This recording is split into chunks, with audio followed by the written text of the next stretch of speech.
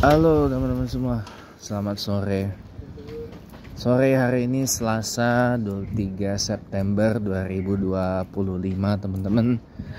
Kadang-kadang ya memang kita harus lebih banyak belajar mengikhlaskan atau melepaskan lah ya sesuatu yang memang kelihatannya kita mencintai banget atau memang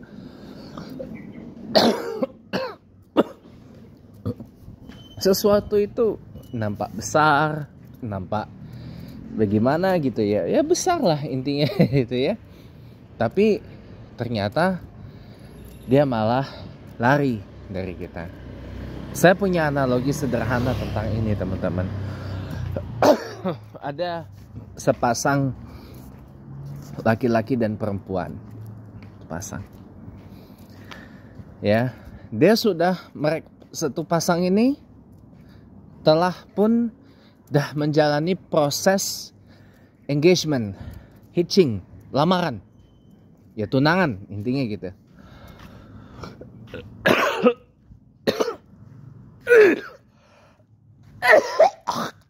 Udah lamaran lah, udah engaging, udah melakukan engagement, udah melakukan engagement. Nah, maharnya besar lagi. Gak main-main maharnya kan. Nah, kadang-kadang ya yang terjadi di tengah jalan apa? Begitu ditanya kapan nikahnya gitu kan. Kan lamaran udah, engagement done. Ya, you're already engaged. When you will got married gitu. Kapan nikahnya? Berarti kayak gitu kan. Nah, masih bingung kan? Oh ya, kapan ya nikahnya ya? Oh ya gini gitu. Iya. Nggak taunya salah satu dari sepasang laki perempuan ini tiba-tiba batal nikah. Kenapa? Karena salah satunya dilamar oleh yang lain. Misalnya nih, si cewek nih, salah satunya lamar yang lain.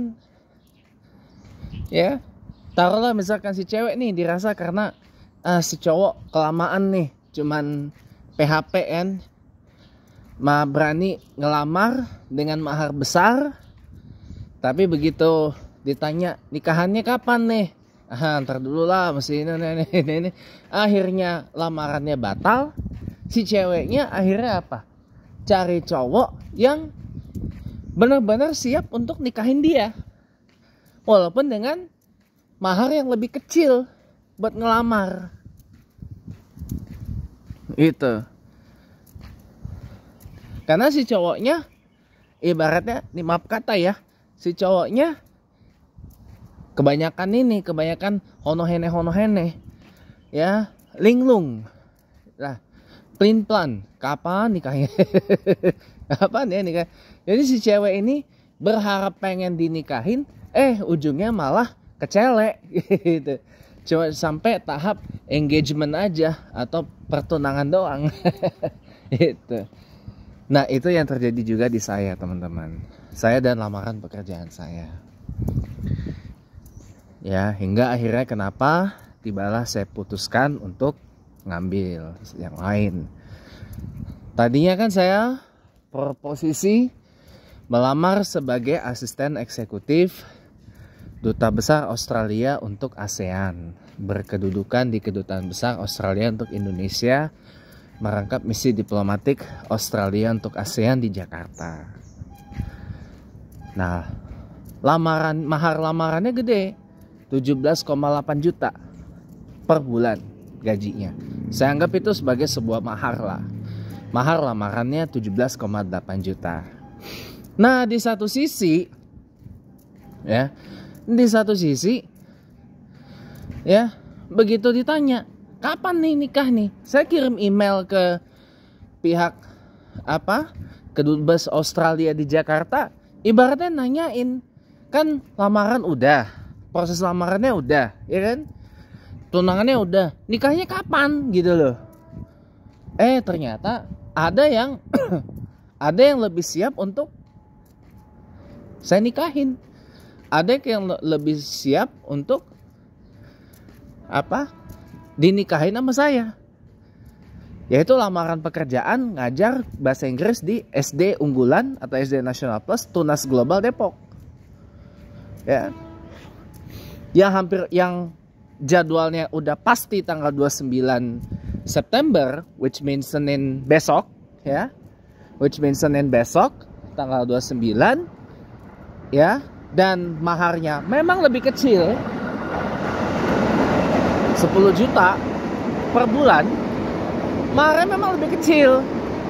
Nah, akan tetapi, ya, ibaratkan saya di posisi cewek itu, nah cowok ini yang ngelamar saya lebih siap untuk ngajak saya nikah.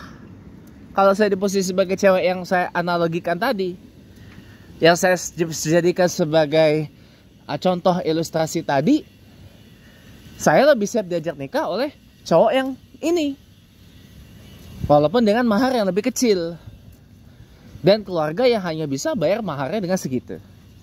Tapi at the end of the day, nikah gitu. Kalau ditanya kapan nikah, udah jelas kapan tanggalnya. Ini tanggal sekian. Itu begitu pun saya, walaupun saya masih terus intens berkomunikasi, ya kan, dengan teman saya, dengan pihak sekolahnya.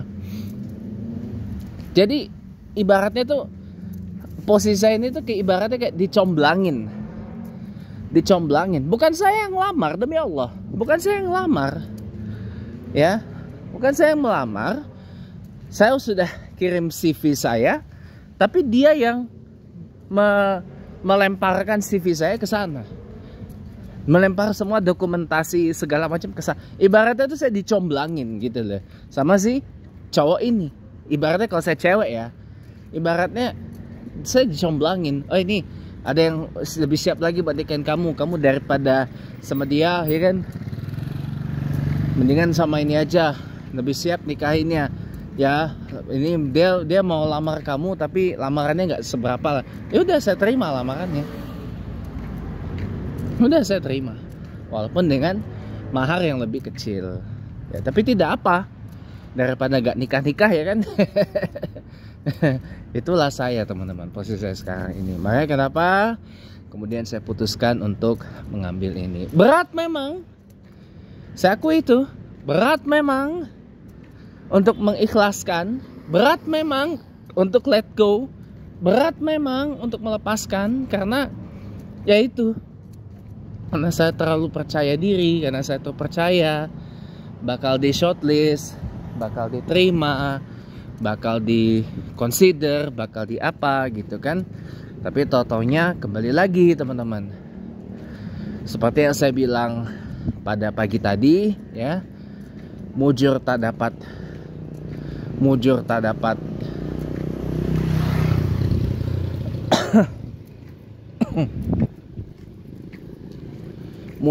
dapat dihindari, malang tak dapat ditolak. Itu, teman-teman. Mujur tak dapat ditolak, mujur tak dapat dihindari, malang tak dapat ditolak.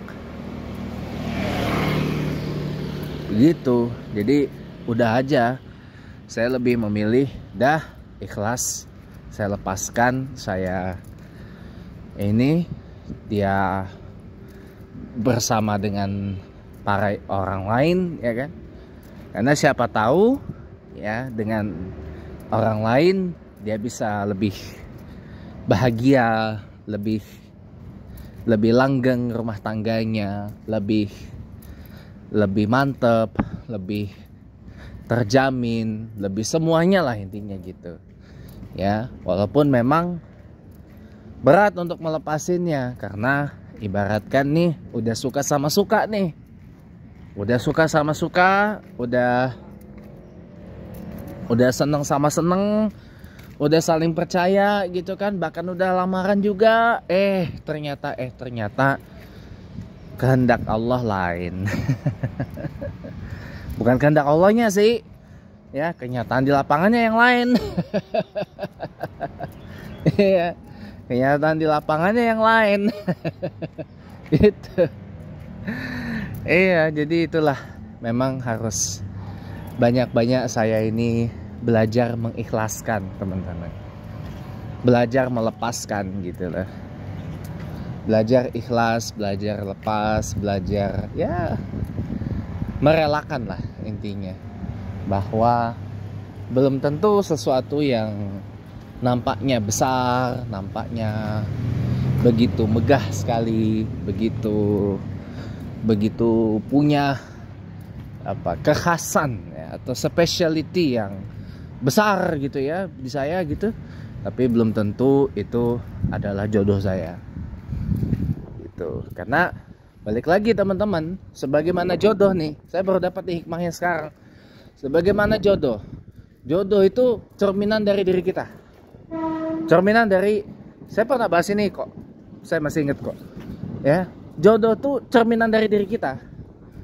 Kalau kitanya orang yang suka sholat, suka baca Quran, suka zikir, suka sholawatan, suka silaturahim, suka sedekah, suka infak,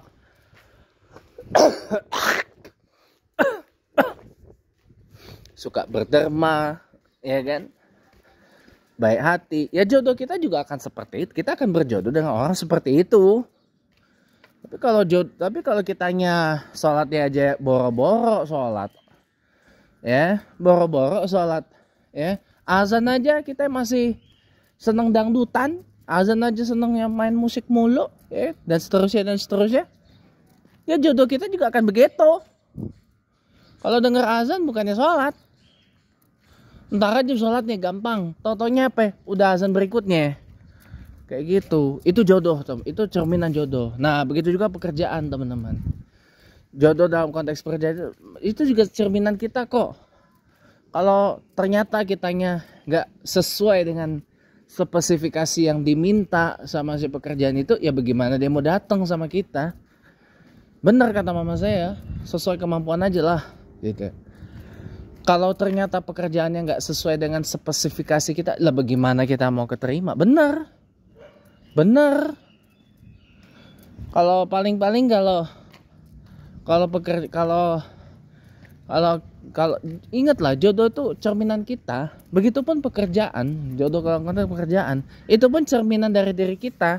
Kalau kita spesifikasinya udah oke, udah mantap lah, udah banyak sertifikasi, udah banyak sertifikasi, banyak kemantapan, pendidikan tinggi dan seterusnya, itu pasti pekerjaan itu akan mudah berjodoh sama kita. Tapi kalau ya mohon maaf, spesifikasi ala kadarnya, apa adanya gitu ya, ya pekerjaan yang berjodoh sama kita pun juga ya mohon maaf lahir batin ya apa adanya, ya begitu gitu loh.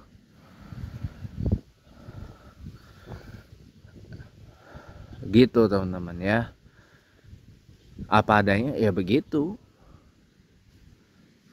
Itu sih hikmah yang bisa saya dapat dari peristiwa yang saya alamin ini. So terima kasih sudah nonton. Nanti kapan-kapan kita ngobrol lagi perkara ini lebih dalam dan lebih panjang lagi pembahasannya. Selamat sore, sampai berjumpa lagi.